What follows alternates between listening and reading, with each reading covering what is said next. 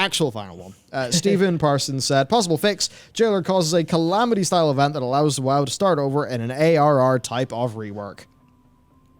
We kind of talked a bit about that earlier, just if there is some idea that we kind of go off into the Jailer hole for a bit, and, you know, he does his big thing, we defeat him at the end of 9-2, we come back to Azeroth, and bam, all of those HD Night Elf assets they made for Darkshore and Val'Sharah are in the world. The HD Stormwind assets are in the world. We have, you know, a slow marching out revamp of Old World Zones, and it's World of Warcraft, Peoples of Azeroth, or World of Warcraft, so let's sit down and have a pint.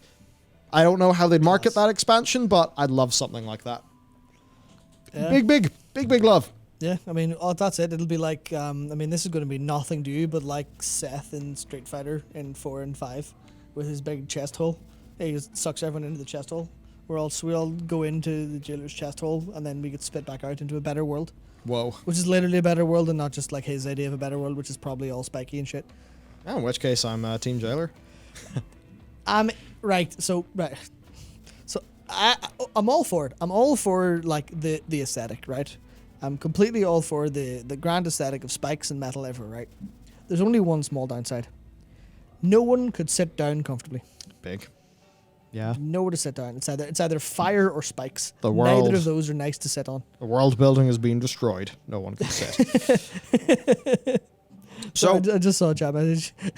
Keck W, a pint repulled. That's a good one. Fuck, you need to have that happen in Guinness round anywhere except here. World of Warcraft Return to Sender. Oh, finally, Katie Stamp Whistle's the main protagonist. Sounds good to me. Yeah. Let's roll! Let's get into the news. Only an hour and 17 minutes late. Pog. Yep. So, the race to world first in the Sanctum of Ledom. Sankey D. Yep. All right, so what is our first thing that Mr. Dakor has prepared for us? Only 131 guilds killed heroic Sylvanas week 1. Pretty tough. Numbers include Korea and Taiwan. There are now currently around 900 guilds progressing heroic Sylvanas, compared to only 395 that have killed mythic Targru. And as reported by Squishy from Wowhead earlier in the week, as of Monday, the 12th of July, so that's a few days ago, only 33 guilds had killed heroic Sylvanas by 7:30.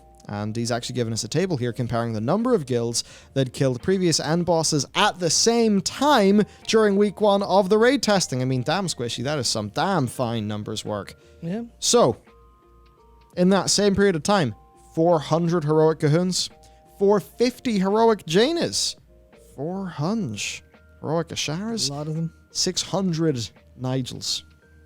A lot of Nigels. Nigels went down pretty quick, like. 98 heroic Sire. Of course, Nigel went down like crazy. Everyone had stacks full of corruptions.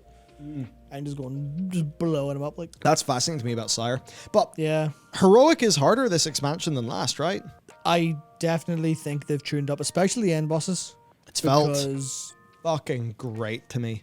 It's like, see when we finally got Denny, I felt great. I was like, oh shit, these nerds. It felt like so much more of an achievement than it did for the Nige. Yeah, I think it took them quite a while to adapt, I think, to the new difficulty, because obviously, you know, as anyone who's been back in my day about this game, you know, you'll remember that what we now call heroic used to be called normal. Yes. And what we call normal used to be called flex. Yes. Which used to be an easier than normal back in when it was introduced in Mists of Pandaria. Only for patch 5.4 though. Yeah, only for patch 5.4, yeah, for Siege of Siege of Garrosh's underground bunker. So then, like, they renamed them properly going into Warlords, wasn't it? Yeah, it was WoD that codified the newest system. Yeah, so normal was you know, easy, heroic was normal, and mythic was heroic.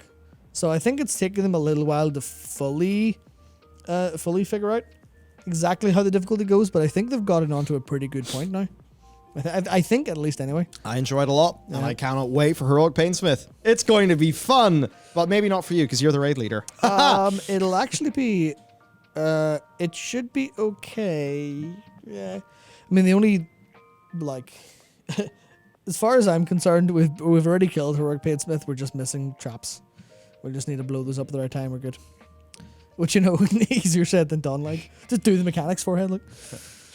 Aye, so let's hop back in because I think there's some cool charts to show people. Whee! So yeah, this has changed. Haha, Leon. Is that Fire mage. what does Leon play? Afflock. Do you think we could get the big man to play Demo? Hey there, Leon. Hey there, Leon, big man. Wait, he's a warlock. Yeah, he's fine. He can stay Night Fae. He can keep the same legendary. He's fine. He's perfect. Yeah, he just needs to move to Demonology. Yeah, he just needs to learn an entirely different rotation. That's actually not difficult, but certainly a bit confusing. Well, Destro will be better. Destro's still pretty decent. I'm a hunter, so you know I'm feeling great about where marksmanship is. But that said, you know there's all this shite, right? Here's the deal: Hunter is so fucking brain dead easy to play that in the context of like you know, I feel like, wow, I can't believe the candlestick in that is so broad. SV is probably going to have very huge skill differences. Yeah, I'm certainly finding with SV, it's like there's some interesting little nuances to it. I've been enjoying SV a lot. Yeah. Of course, we did. Is this? I don't know if this is pre or post. 10% buff. Oh, this buff. is definitely pre. Yeah. Definitely pre. There's pre-buff. no way you're down here with 10% buffs. I think like Especially post, we're like farmage. more up here. Like we're a little bit up, not super Pretty up. sure like all of these basically got buffs. Yeah. And But it's balance being down there doesn't make a lot of sense to me. It's the sort of thing for me where it's like, yeah, but I mean, I go into the raid. Yeah. I can get near the top of the meters. As long as I'm doing that, I'm relatively helping the team, so I'm happy enough. I mean, the 10% came in. It was funny. So if we're to assume, apparently I am a log god.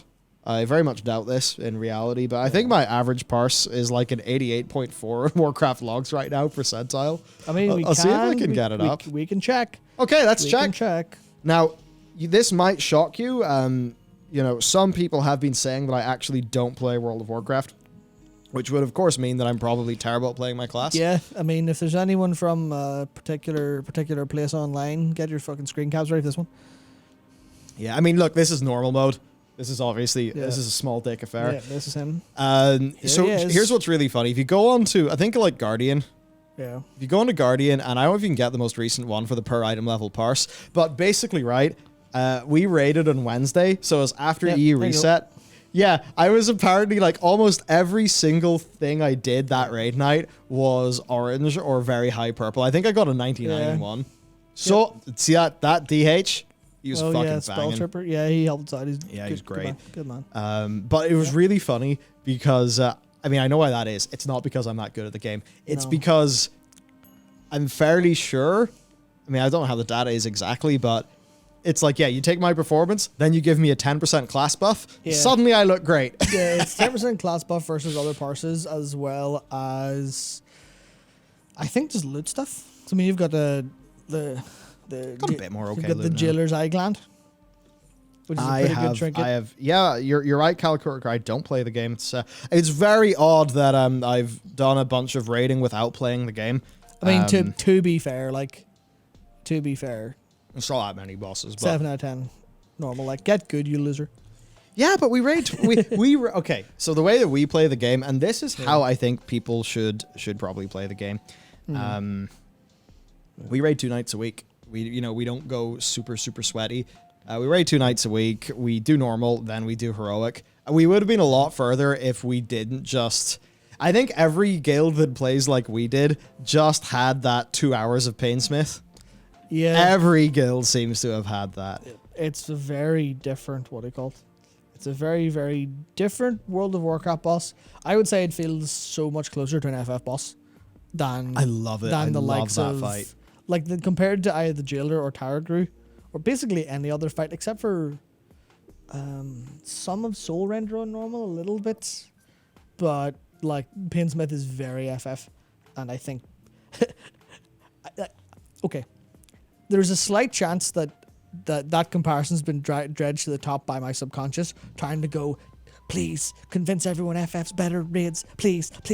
But I actually do think it's very FF in terms of the constant character movement, the constant player movement versus the organizational stuff.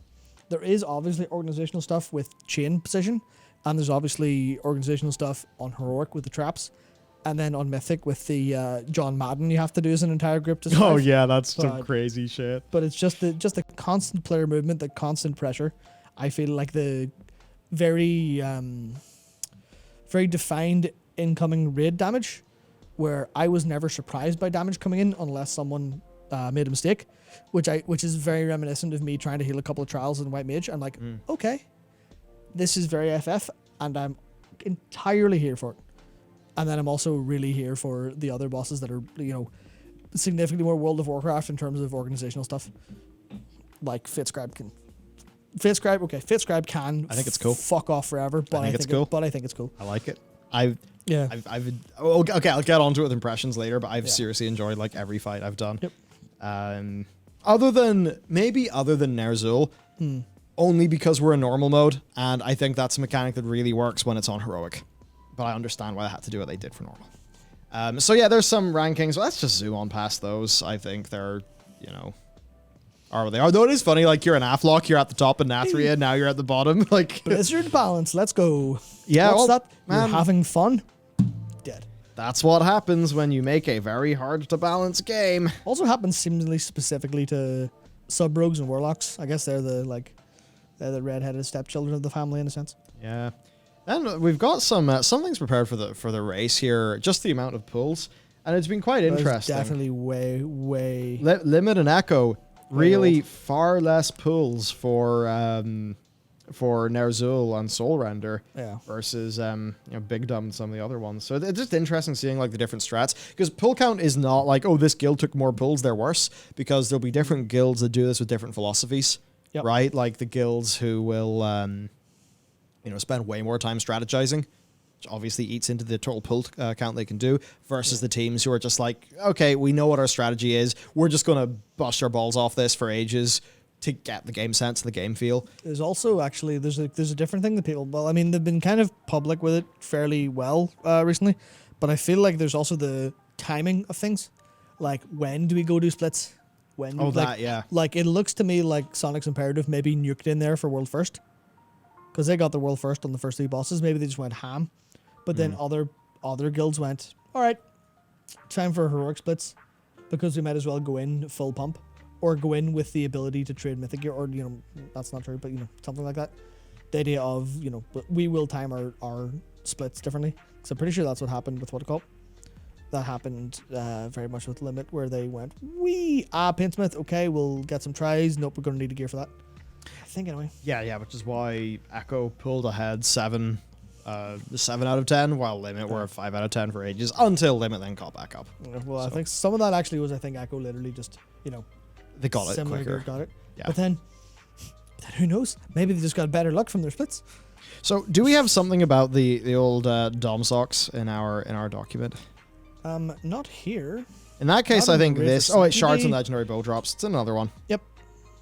Should we? Another one. So I don't head think on there's too over much there? else to talk about for the race to world first. Interesting to see. Yeah. It's honestly not exactly my thing. It's why, it's like most of the tiers, like one of these orgs, I actually need to get back to their DMs, because I don't know, I won't name anyone, but yeah, a bunch of them have like, poked me to like, do a lore thing or do a casting thing. And in my head, I'm like, okay, that lore thing, I really should have got back to that DM, because that would have been fun to do.